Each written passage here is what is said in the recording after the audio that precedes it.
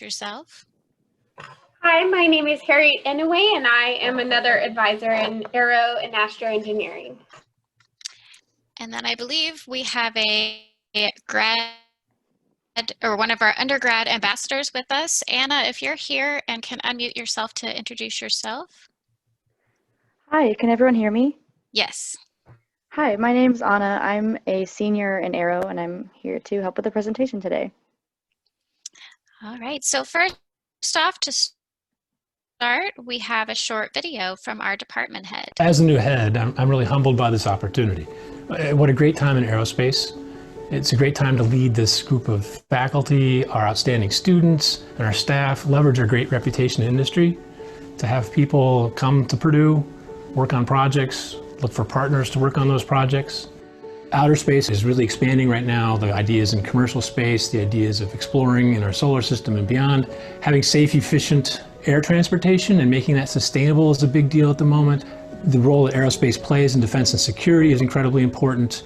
All these new opportunities that are popping up, discussions of urban air mobility, of global communication and global connectivity through satellites, all enabled by aerospace. There's no better place to be working on that than here at Purdue. As a new head, I'm All right, so a little bit about who we are. So we're the School of Aeronautics and Astronautics. We have just over 980 undergrad students. So we are, I believe, now the third largest engineering department.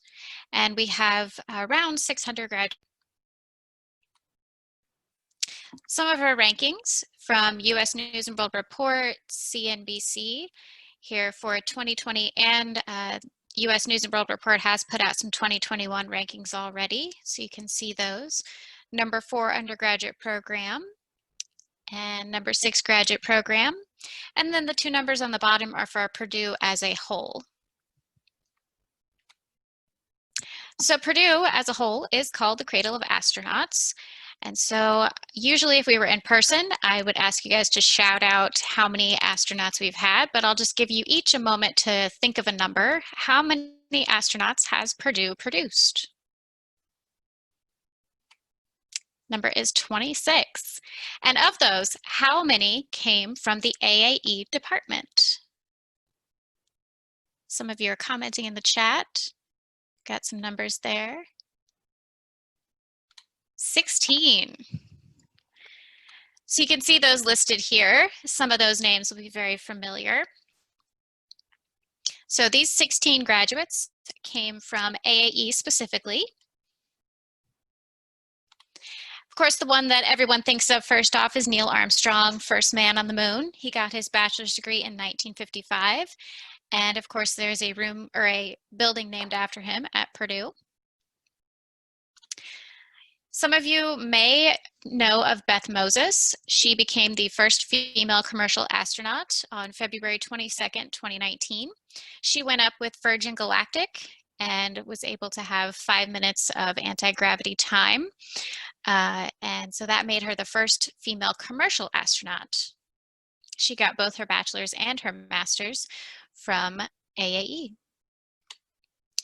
And then Laurel O'Hara, she is an astronaut. She was part of the 2017 training class, and they were inducted on January 10th, 2020. So she has not been up into space yet, but she is now working on getting herself into a program so that she can go up to the space station or to the moon or wherever else they're going to go next. So some employment facts. AAE has a job placement rating of 97%. That includes people who get jobs and are going on to grad school. And as of May 2019, the average salary was just over $70,000. And then in the box here, you can see some job titles. These are actual job titles that our students have received as their first job title. So this would be an entry-level job title for someone with a bachelor's degree. And these are just some examples. Then we have alumni at hundreds of different companies all around the world. These are some that we picked just to highlight. So you can see here, including the Air Force Research Lab, which is through the government. GE Aviation, Bell Helicopter, Rolls-Royce, lots of other companies as well. So how do you get there? 4 years and 130 credits get you a Bachelor of Science in Aeronautical and Astronautical Engineering.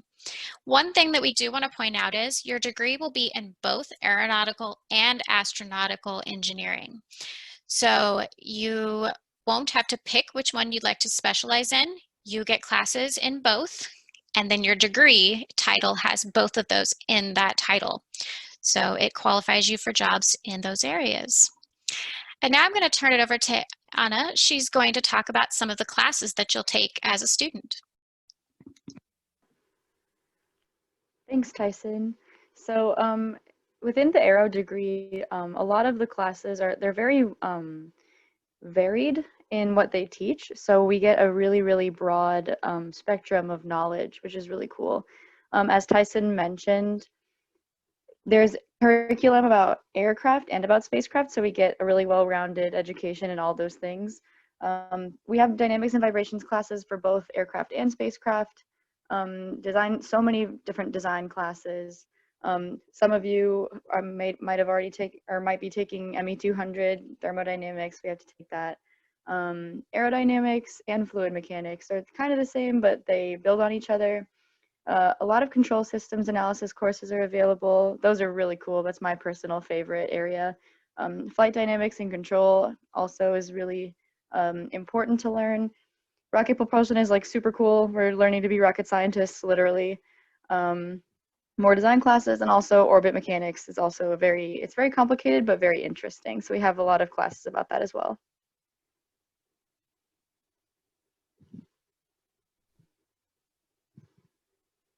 So these are the specialization areas that those courses are divided into.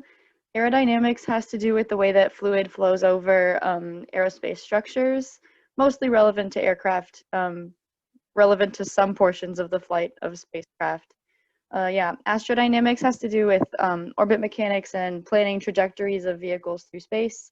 In Aero, you'll take a class with Professor Longuski as a junior, where he teaches like the introductory principles of this, and it allows you to go into like more and more detail like later on in the degree, learning about trajectories.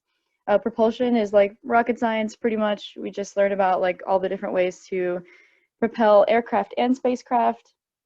Structures and materials has to do with the way that aircraft and spacecraft are built and how they can withstand their environment.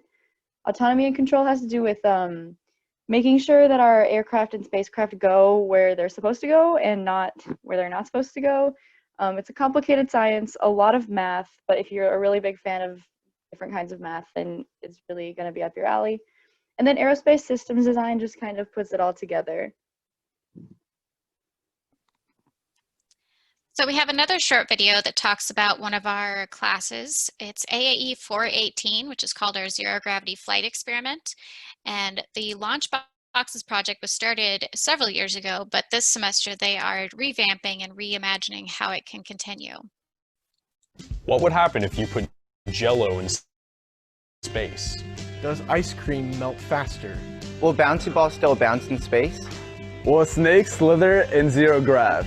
This is our Purdue School launch box. With this, we are providing to K through 12 teachers, we're providing them an ultra lightweight payload box for their own suborbital spaceflight experiments. We did one of these experiments with a local second grade class here at Cumberland School, and it was successful and a lot of fun and great for the students.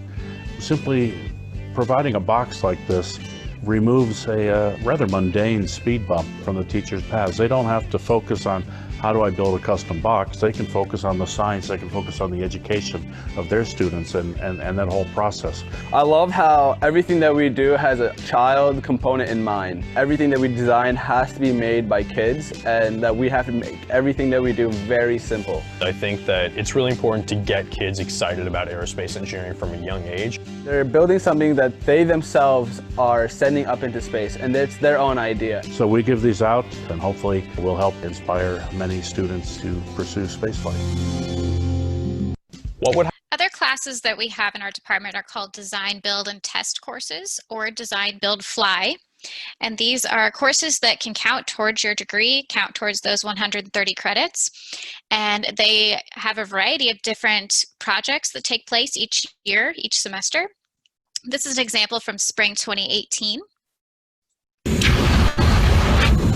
Woohoo!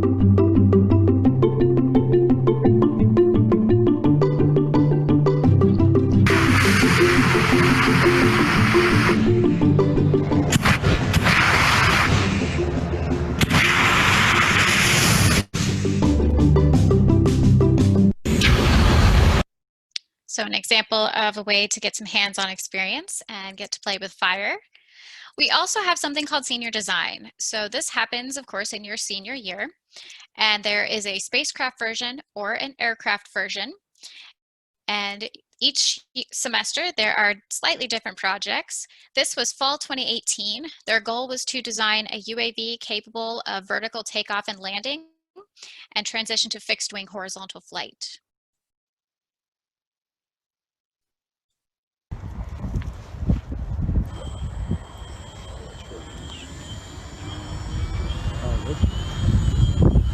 Oh, God.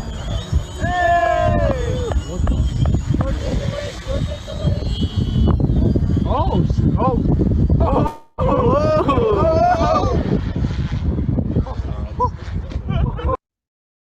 So this is a course, of course, that you're taking in your senior year. And so you have all of this knowledge and you're finally trying to put it together into a project. And you're on a team of students putting your heads together. And, it doesn't always go as planned. Here's another team.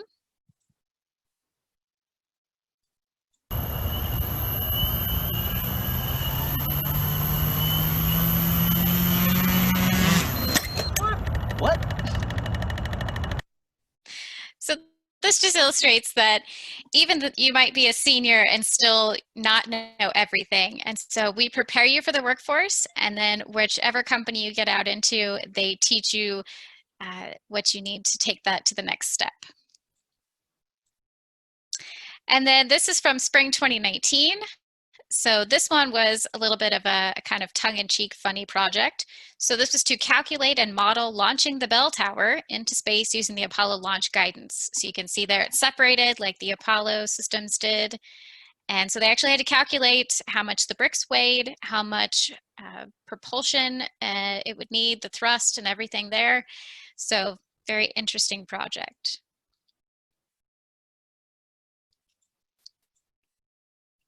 I'm going to turn it over to Anna again to talk about some of our student orgs. So yeah, we have a lot of aerospace experience that you can get outside of the classroom. Purdue Space Day is a really fun volunteering opportunity where undergraduates and graduates, they can be any major, it doesn't necessarily have to be aero, but it's like an aero-focused day. We just kind of introduce children to a lot of different activities related to space. And there's always an astronaut who attends, so everyone gets to meet an astronaut, which is really cool. This year, it's unfortunately going to be virtual, much like everything else, but usually it's like on campus and it's like a big event all day, really, really fun. SEDS is a really big organization. We're going to get into that one a few slides from now. Purdue Pilots Incorporated, if anyone here is a pilot or wants to become a pilot, that's a really good organization to look into. Aerial robotics is also very interesting.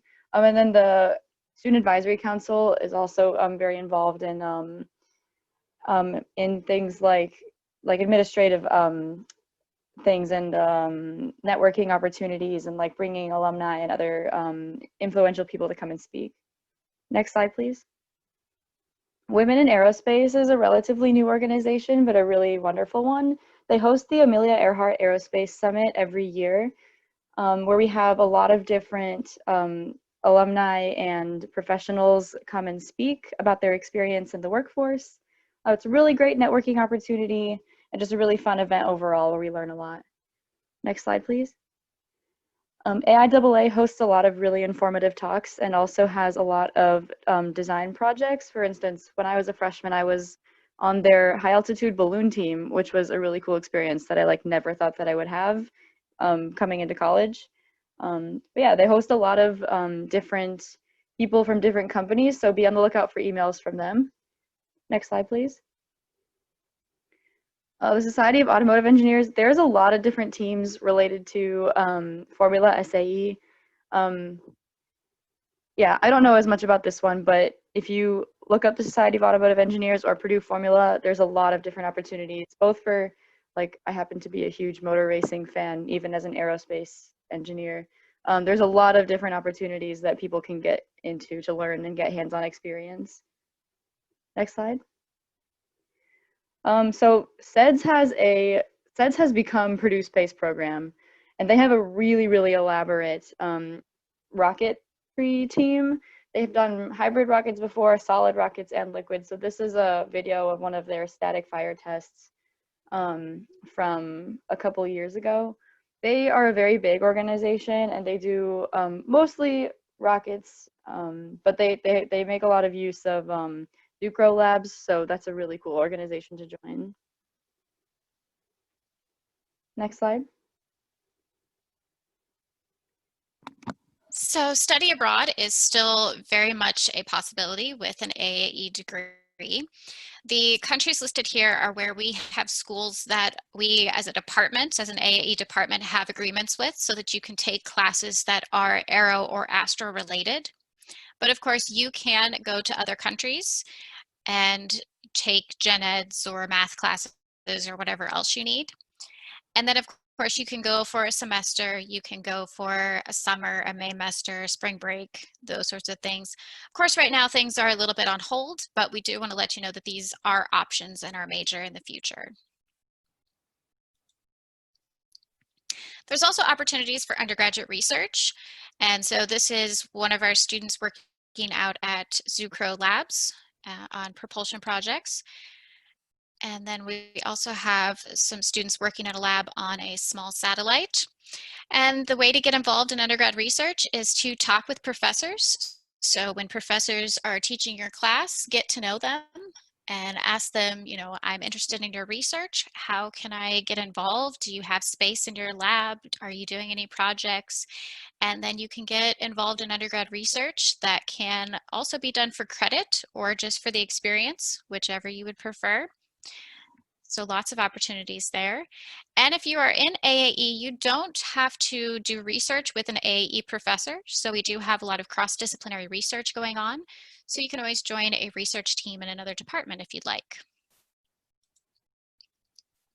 So then just some facts here, and then we'll take some questions. So in the chat, I know that there's been a lot of some talking about Kerbal and things like that, but what questions do you guys have? We tried to keep our presentation a little short so that you could get the information that you wanted to. And Harriet is going to help us with the questions. So Tyson, the first question we have was asked early in the presentation when you were talking about the intro level salary, and you shared that the May 2019 average salary was around $70,000. Somebody asked if that was an intro level salary. Yes, those are the averages.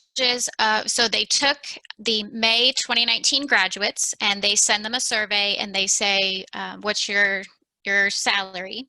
And students can choose to disclose that.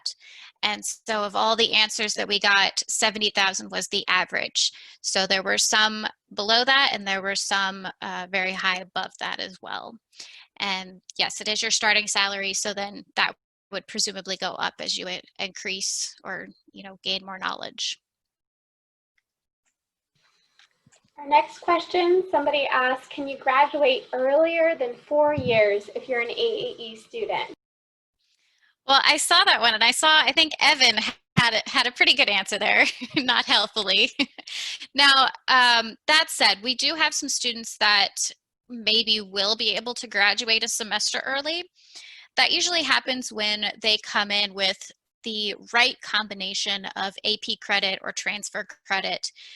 And what I mean by right credit, you know, they have maybe several math classes and then some gen eds that count for the right things, you know, university core and other requirements as well. So it really depends on, you know, what classes you've brought in with you and what you've taken during your freshman year. So if you're already ahead a little bit, working with your FYE advisor to take classes, you know, maybe from that sophomore year plan of study. And then, of course, passing your classes each semester also keeps you on track to graduation. So it's not impossible to graduate in less than 4 years, but that would be more of the exception. And Evan's right, you would have to work very, very hard. But if that is something that is really a goal for you, then you can definitely work with your advisor. When we were talking about clubs, we didn't mention AIAA, and someone asked if we can talk a little bit about that. Yeah, so we did talk about AIAA right here. Okay, so the American Institute of Aeronautics and Astronautics, and Anna had talked about that one. So they bring companies to campus to talk with you, alumni or people that are high up in the companies to talk about what they're doing, what their goals are, and to network with the students that, you know, they're hoping to hire in the future. And then that large picture in the Capitol, there's also something called Congressional Visit Days every spring, and we usually send a delegation of students to that. Basically, AIAA will organize meetings with different representatives from all the states, and you go around and you represent AIAA and the aerospace industry. And you talk about why education is important, why funding is important, basically just getting some face time in front of those officials who make those funding decisions. So it's a networking and great way to get involved with companies. What are the benefits of studying abroad, and how does taking language classes work with that? Yeah, so study abroad, first of all, you don't have to speak the language to study abroad. So there are lots of universities that you can go to that are taught in English. And then of course, some of those countries, you know, Australia and the UK, they speak English. So you don't have to have a foreign language at all. Other countries, even if the university classes are taught in English, their English may not be their national language. So we don't require you to take German to go to Germany, but it might make everyday life outside of class a little bit easier if you know some German. The benefits, so study abroad, from students that I've heard come back, they really enjoy seeing the industry from a different point of view, culturally and politically, and getting an idea for how could American companies work more or work better with the international populations and get those projects on board that benefit both countries. Because, you know, everybody has their own wants and desires and their own goals. So study abroad can give you that, you know, different viewpoint. And then also study abroad is just really fun. It's definitely not required, so don't feel like you have to, you know, save up or go abroad if you don't want to. But if it's something that you would like to do, definitely explore that option. And if you don't feel comfortable going for a full semester, just go for spring break or something like that. You know, it can still be a really good experience. There have been several questions about the GPA requirement to get into AAE. So specifically, people wanted to know, what is a good GPA to aim for to get accepted to AAE? What was the average GPA? Can you tell us a ratio of people who apply to those to get in? And if you don't answer all of those, I can repeat them. Just wanted to lump them together for you. Okay, so if you guys don't already know, you'll be going through the transition to major process, so the T2M process, and that is facilitated through first year engineering.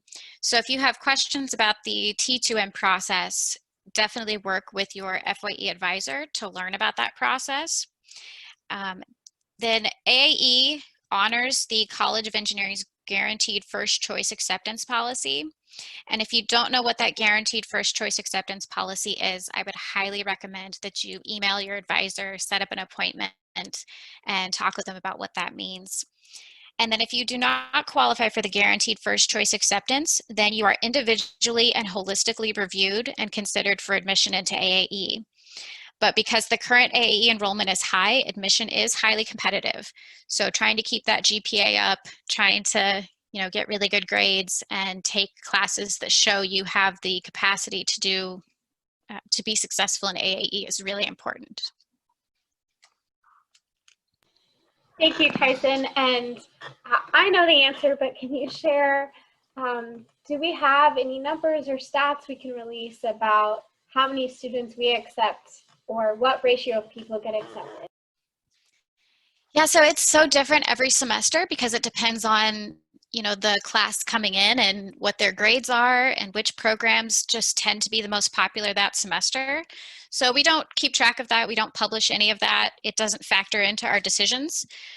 What we do is, or the faculty panel looks at your transcripts, looks at your record holistically and on an individual basis to make sure that you're going to be successful in our program. What does sophomore year look like for AAE majors? Anna, do you want to talk about that one? Certainly. So sophomore year is kind of a mix of a lot of different classes. Junior year is the first year where you start really just having like AAE like 6 times on your schedule.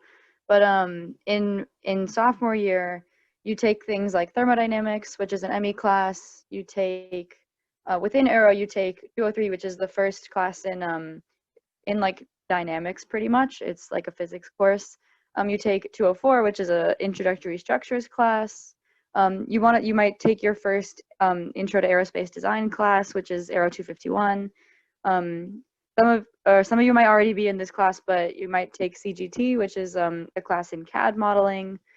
So it's a lot of it's kind of a mix of things. It's not only aerospace, but it is a lot of courses that are relevant for aerospace engineers and like all engineers to know.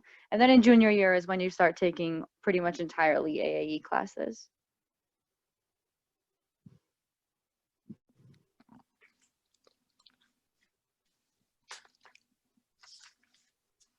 Harriet, do we have other questions? Oh, I'm so sorry. I thought I was unmuting myself, but I wasn't. Do honors students have priority getting into their major? No. So Honors College gives you the option or the ability to take honors classes and to earn the honors diploma, but it does not impact your T2M decision. Can you talk about internship options for international students? Yeah, so we get this question quite a bit. So there are a lot of companies that do defense work or do government contract work, and some of those are restricted to US citizens. But there are a lot of companies out there that don't have those restrictions. They can be a little harder to find. Sometimes they're the smaller companies, but that doesn't mean that they don't pay well. It doesn't mean that you can't get some really great experience. In fact, some of my students who have interned at smaller companies say that they have a more in-depth experience because they get to do so much more and see so much more than if they were at a big company just doing one thing all the time. So my advice to international students is that it can be more difficult and you may have to work a little bit harder, but if this is a dream of yours, then it's definitely doable. Just career fairs, going to those call outs. I mean, in a normal year, we'd have call outs for different companies coming to campus. And I'm sure there'll be some of those virtual events that you can go to. And then the virtual career fairs. And just getting to know as many company representatives as you can, even as a freshman through junior, because that way you can work on those internships and then you can get that eventual full-time job. So it is possible, but I mean, we do recognize that it can be a little more difficult. Can you talk a little bit more about co-ops? How do you go about getting a co-op? How does it work? Where do the co-ops take place? Yeah, so the co-ops take place at a lot of those same companies that were highlighted. There's hundreds of companies that you can go work at. And basically, there's several different ways to find a co-op. One would be talking with companies and just at a career fair or at a info session and asking them if they do co-ops and seeing if you're interested in them and if they're interested in you. There's also more formal ways to go about it. If you look at the Office of Professional Practice, so that's OPP at Purdue, that is an office that deals with co-ops exclusively. And they have a database where you can upload your resume, you can put in your profile, what you're looking for, and you can search for positions that are being posted. Those are posted throughout the year, co-op positions are. The majority of them start getting posted in like December, January for that following summer. And so you can be looking at that throughout the year. And then the co-op, usually in February, they have a co-op fair where companies come and visit with Purdue students who are specifically looking for co-ops. Again, we aren't sure what that's going to look like, but these companies are still going to need co-ops, so they're going to come and find you somehow. So I think that virtual database, uploading your resume is going to be really helpful. And then as far as the structure goes, you can do a 3-session co-op, so 3 semesters at the company, or you could do 5 sessions, so 5 semesters, and that can include fall, spring, and even summer session. And usually it rotates. So you do a session of work, then you do a session of class, then you do a session of work, so on and so forth. And once you're offered a co-op, you would work with your advisor to plan out your classes and see how it can fit in there. But generally, AAE classes are offered every semester, so it's very flexible as far as when you decide to do your co-op sessions, and you can still stay on track. Now, if you do a co-op, just because you are taking semesters off from class, it will lengthen your time here at Purdue. So you still need 130 credits to graduate, but you are taking semesters off. So that means that, that semester just moves back a little bit, if that makes sense. So.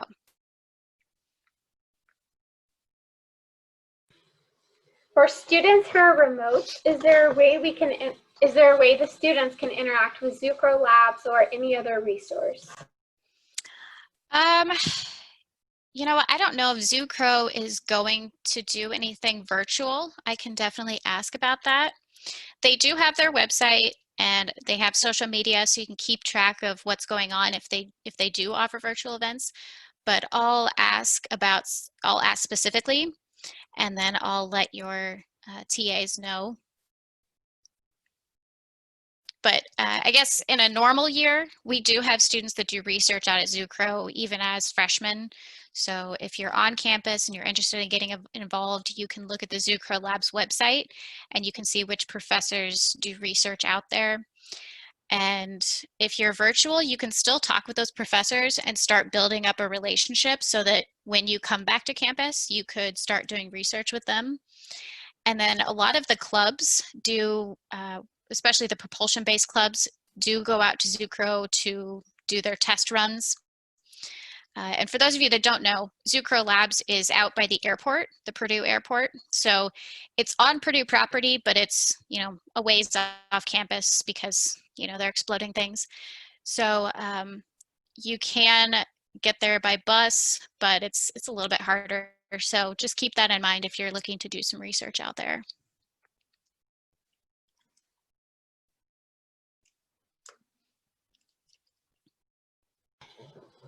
What courses can you take during FYE that might boost your chances of getting accepted to AAE? So of course, meeting the base curriculum to be able to T2M, and your FYE advisor will guide you through that. And then, so one of the things that our professors like to see is that you're not taking the easiest route. So for instance, if you come in with all of your freshman calculus completed, going on to the next level of math and not, taking a semester off, or looking at your gen eds that you're going to take. Don't take the easiest gen ed, take a gen ed that, maybe is history of aviation or has something to do with space. something that you have an interest in, or something that you'd like to take a minor in, something that is bettering you as a person. And just showing that you can take a full course load, so a full rigorous course load. So if you're only taking 12 credits, even though that may be all that you need to be able to T2M, it's not going to show the rigor that your AAE semesters are going to have. So the professors may be a little nervous that you can't handle the load. So if you only need 12 credits to T2M, talk with your advisor about what else you could add on to that to show that you can handle a full course load. Do aero clubs help get you into your major? If you're talking about T2M, I mean, it shows that you are engaged, but it's really coming down to your grades. I mean, they want to see that you have the ability to do well in your classes. So clubs are always great, and they can actually help you understand what you're learning in those classes, especially if you're, that type of person that needs to learn it and then apply it. But it's not going to be the deciding factor. How many AAE job opportunities are there outside of the defense industry? So there's a lot. I mean, I don't have a specific number because that's always changing, but defense is one sector of aero and astro industry, but it's not the only one. So of course, Boeing is working on making commercial airplanes. And there's other companies that make all the parts for Boeing to put into those airplanes. And then there's companies that are making satellites for cell phone companies, and designing things for NASA that aren't strictly defense related. So there's lots of different jobs out there. And I think one of the best things you can do is just go to Google and start looking at aerospace or aeronautical engineering jobs. You can just Google that, look at some of those job websites, see what jobs are out there even now. And then you can start seeing, is this a major, if I can't see myself in any of these jobs, then maybe this is not a major that's for me. And then you can also use LinkedIn as a really great resource to look at some of the companies that you dream of working for. And you can see, what does someone who's an entry-level engineer do? Like, what have they written on their profile? What do they say some of their accomplishments are? And see if it gets you excited, or if, maybe that's not for you.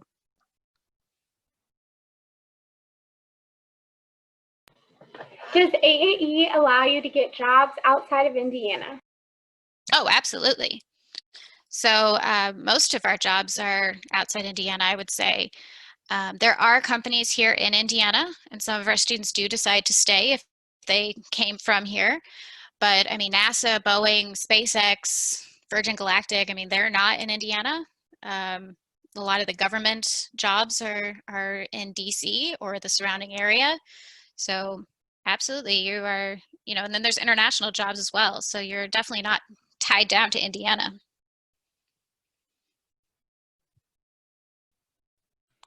What exactly is networking, and how do we do it? So networking it's uncomfortable for everybody, I think, unless you're a super extrovert. Networking is a lot easier in person, I think. So you guys have a tough year, but that's okay. You're freshmen, you have more years of networking to go. It takes practice and it takes some guts just to walk up to somebody at a conference and say, hello, my name is Tyson. I'm a sophomore in such and such, and I'm really interested in your company. And just having the guts to go up to somebody and start that conversation, and also understanding that the first time you talk with someone, you may not get something out of it except for a connection. They're not going to instantly be like, oh, great, here's a job. So networking is sort of like a long-term kind of buildable relationship. And it does take some work, adding them on LinkedIn, keeping in touch with them, but not bothering them, that sort of thing. So there are workshops through the CCO, and then there's lots of YouTube videos, just people talking about how to do networking, how to, go up to someone at a career fair. And there's also different workshops for how to do virtual career fairs. So highly recommend looking into some of those. and just preparing yourself as best you can. What exactly is ITAR and how would it hinder jobs for non-citizens? ITAR. I am not familiar with that. So if you can type what you mean by that, then we can come back to that one. They said it's international traffic and arms regulation. Yeah, I mean, we don't specifically deal with that. If a company has a, if they are part of that, or, it would be up to the company. We at Purdue don't specifically deal with that. Do many AAE students take part in projects or classes at the Purdue airport? Some of them do. So that goes back to specific projects that might involve aircraft and maybe getting into an aircraft to see how it works. So there are some possibilities for that. Just have to kind of seek those out. How many AAE students participate in undergrad research? Oh gosh, I don't know a number. Harriet, I don't think we track that either. No, but we don't. Yeah, with 980 some students, that's way more students than we have faculty. So you're not expected or required to do research. It's just something that if you are interested and you find a project that you're passionate about, then that's perfectly fine, and it may be able to be used for credit, but you don't have to do research. Can online students participate in undergrad research and labs? That kind of depends on the professor and what their specific project is. So if you are interested in a specific professor, email them, figure out, if their research is more hands-on, you may not be able to, but if it's more numbers or theory-based, then you might be able to do it at a distance. We had several questions in the chat about minors. So people really wanted to know, are there minors that AAE students usually get? What minors are recommended? So a minor is not required. So let me say that first. You can get a great job with a Bachelor of Science in AAE, and that's it. The degree prepares you. But if you do want to get a minor because you have an interest in something, or you just want to hone up on your skills, some of the more popular ones are math. It's only 2 more classes above and beyond what AAE requires. So math is an easier or a less time-consuming minor to get, I should say, maybe not easier. Computer science is also pretty popular if you wanted to learn some coding. That one does take a lot of planning and can be a little restrictive if you wanted to do co-op or study abroad. So talking with your advisor sooner rather than later is good. Yeah, I mean, we've got people that do languages, they do philosophy, they do different things over in the Polytechnic Institute. So it's really up to you. Tyson, can you do multiple minors? Yes, you can. The trick is planning it all out and putting it all together. So I do have some students that are doing 2, maybe even 3 minors, but they are either going a semester longer, or they're taking some higher loads or summer classes just to be able to fit those all in. Normally, a minor at Purdue is around 15 credits. Some are 18. So, it does add some classes. So again, if you have an idea or a desire that you want to get a minor, adding that on earlier rather than later is a good idea so that you and your advisor can plan that out. Since we don't have that much time left, I'm going to try to focus on the questions that were asked a lot, and I'll hopefully get to all of the questions, just so you know. So a lot of people wanted to know, does Math 261 count towards the considered GPA for FYE students? Towards T2M, I'm assuming, in Math 261. Yes, so I think if any class that you take before the T2M process, that's going to be included in your GPA. And that's going to be on the transcript that the panel of professors looks at. So, any class that you're taking to be on there. Now, your EAI, That is specific classes, and you can talk with your FYE advisor to figure out which specific classes would be included in your EAI. And if you don't want to know what an EAI is, then I would also suggest that you talk with them. I think they usually cover that in one of these freshman classes, but if not, get with your advisor because they're going to know better than I would. Can FYE students join undergraduate research? Yeah, absolutely. We have freshmen working in labs now before they're in AAE. And, you know, it's not like doing research guarantees you a spot in AAE, but it gives you that great experience. Does T2M happen at the end of this semester or the end of the spring? T2M can happen at the end of every semester, including summer. So if you are ready to T2M in December, then you can, you know, start that process. So talking with your FYE advisor, I know I've said that a lot, but T2M really goes through your FYE advisors. So keeping in touch with them, making sure you understand the requirements, making sure you understand the T2M process, and then seeing if you're eligible for December. Is it possible to double major in ME and AAE? It is not. So the faculty determined that AAE and ME are very similar majors. So getting a double major would not benefit you. So we do not allow a double major there. Can you only work in the aerospace field with an aerospace degree? Nope. So if you remember, you get aeronautical and astronautical knowledge, so you can work in either one of those industries. And then in addition, you do get, like I said, you know, the ME degree is very similar. And you saw in our job slide that several of our students, their actual job titles were mechanical engineer. And so we have students that go to work in the automobile industries, go to work in, we have one student who's very successful and very happy working in the pool pump business, so like swimming pool pumps. One student went to work for Facebook. Another student went to work for a financial consultant group. So there's all different things that you can do using your engineering knowledge. So you're not just limited to the aero and astro industries. Hello, Tyson. So this Hi. is Lucy of the GTA. So I'm just gonna pull up the QR code while you keep answering questions, if that is okay. Yeah. Do you need me to stop sharing my screen? I may be able to put the screen without you. Are you able to see my screen? I can stop sharing.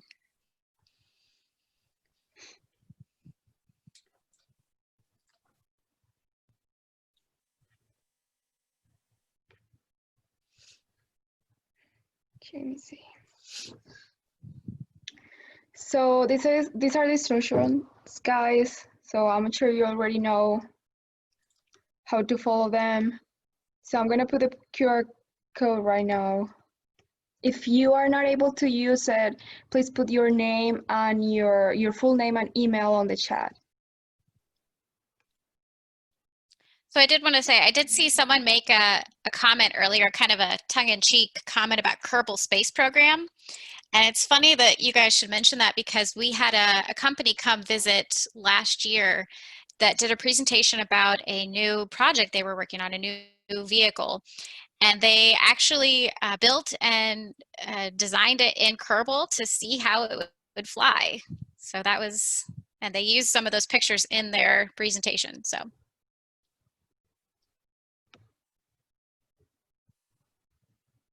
Tyson, I guess I'll keep going with questions. I'm not quite sure how many more minutes we have. But is it easier to get into AAE during T2M in the fall or summer rather than spring?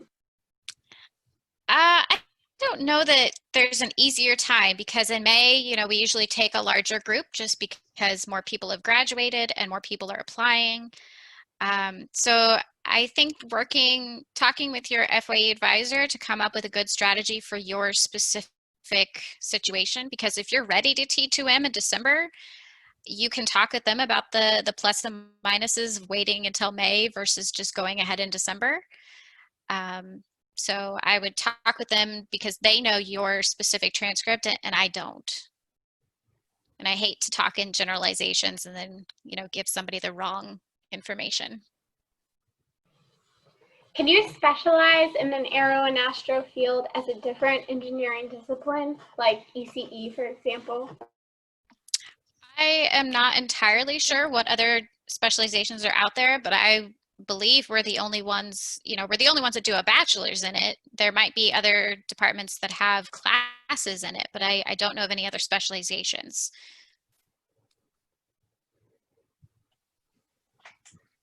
Do you get a specific AAE advisor, or do you continue with your FYE advisor? So after you T2M, you're matched up with one of the AAE advisors. So you leave your FYE advisor. And so there's myself, Tyson, there's Harriet, who is asking the questions. And then we have two other advisors, Anna and Sarah. And so you would be matched up with one of us, and we would follow you throughout the rest of your time. Does it cost more to study abroad? So the actual cost of going there and taking classes is the same as being at Purdue. Where the added costs might come in would be in, of course, your flights there and back, and then housing and any travel souvenirs and things that you decide to do. So sometimes, depending on where you go, housing can be more expensive or it could be less expensive. And then depending on how much sightseeing you want to do. But the actual courses, the academic side is the same because Purdue has agreements with those universities. Sorry guys, so if you cannot use the QR code, you put your name on the chat. If you're able to use it, you don't have to do it. Sorry, Tyson. That's okay. I think you still have some students that are confused on how to use the QR code.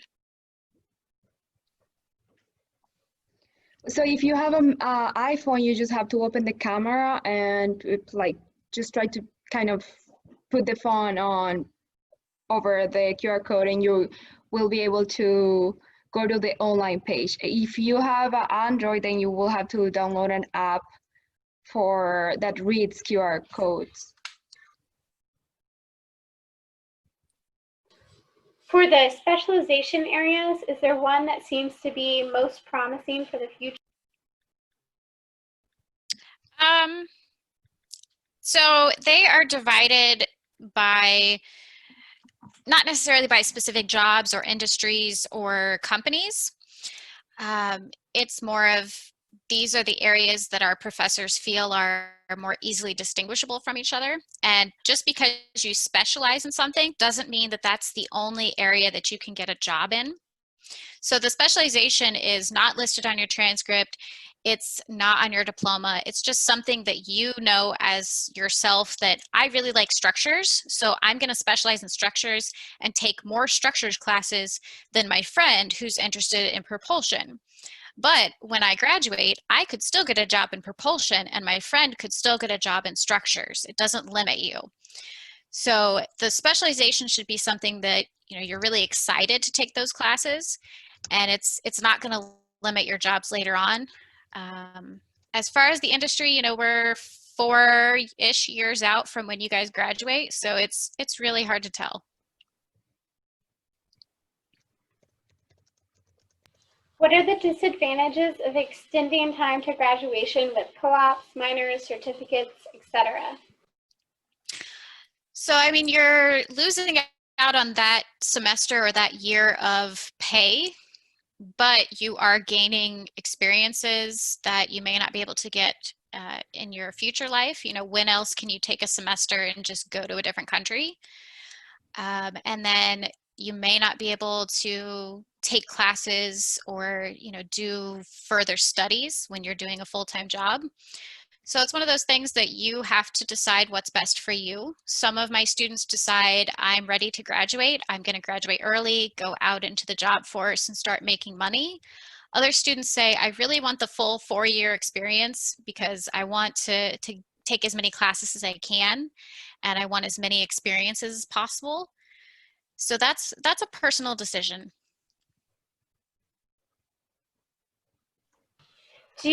In the AAE plan of study, do you get to pick whether do you get to pick certain classes that are focused more on aero or astro? There are a few places that you get to pick.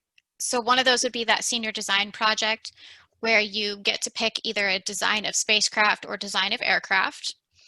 And then as you take your specialization classes, you can choose classes that are more related to one or the other. But the degree is in both, so most of your classes will be a little crossover.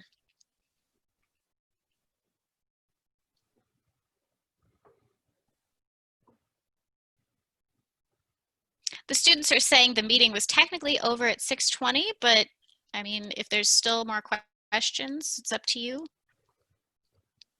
There are a couple other questions. I think we've hit all the most important ones, but if you want me to, Tyson, I'll keep going with these for the people that are interested.